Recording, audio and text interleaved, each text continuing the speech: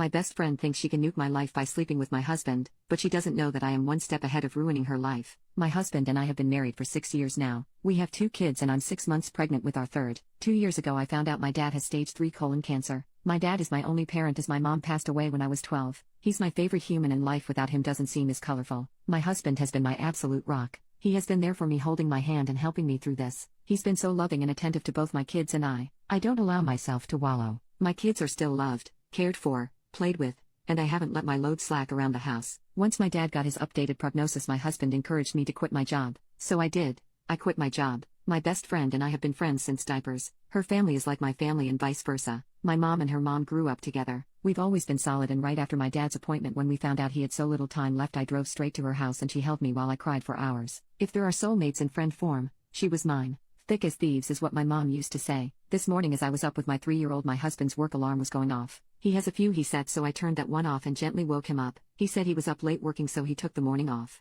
rolled over and went back to sleep. As I went to turn off the remainder of his alarms, I saw a text from my friend on his lock screen that said, "I'm assuming since there hasn't been an angry pregnant lady on my doorstep, you haven't told her about us yet." Time froze in that moment. I took his phone and walked away and just read their conversations. 4 months this man has been fucking my best friend. 4 months these people have been lying to my face. And I know what you're going to say. You should have seen the warning signs. But I've been clutching this phone in my hand for 2 hours and nothing. He has been so loving and attentive to me, but he always has been so kind and gentle. There has been no late night work nights except for once in a blue moon. There has been no lingering touches between them or even glances. They act as they have since the day I first introduced them. How sick is it that she calls him her brother but she screws him? I know so many people get a moment of clarity in situations like this, but I have none. Aside from being sad about my dad, I haven't changed. I'm still a loving wife and mother. I still doted on him and my children. I talk to him about how he is doing and how was his day every freaking day. I haven't allowed the ground to swallow me whole. I know what I have to do now, but I just don't want to. I'm about to lose my family and my support system in one blow.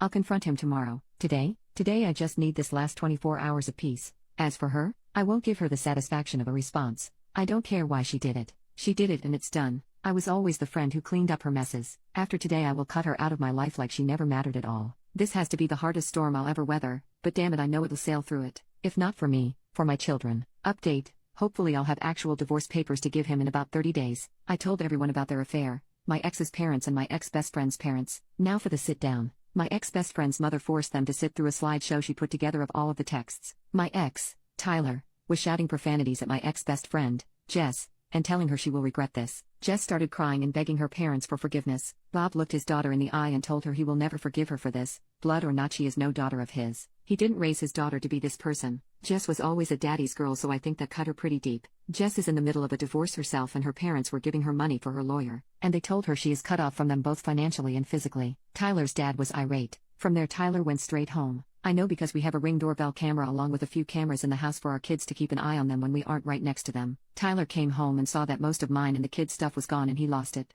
Started yelling and throwing things. The house is now trashed with a few holes in the walls for decoration. When he didn't find us there, he went to my dad's. While I did spend most of the day, he was at work packing and moving things into my dad's house. We were already at his cabin. Tyler took a baseball bat to my dad's door trying, and failing, to break it down. My dad's neighbor actually called the cops on him and he was arrested. His parents refused to bail him out. I had an appointment with my therapist today. I've had one for a year now since I was struggling with my dad, and it felt good to just cry it out and let everything out about how I was feeling. It was very helpful and she gave me a few tools to work through my emotions with this one. I felt very grounded and empowered leaving my session today. I'm also planning on setting up my children with a therapist when we get back from the cabin to figure out the best way to deal with telling them. While I'm not sure when I'll be ready to move on, falling in love is the absolute last thing on my mind at the moment. I refuse to let Tyler win and destroy love for me completely. I will move on from this. Jess started blowing up my phone demanding I fix this situation and immediately blaming me. My lawyer told me to not block texts just in case they spill out an additional info I was missing. She was playing the poor me card very hard.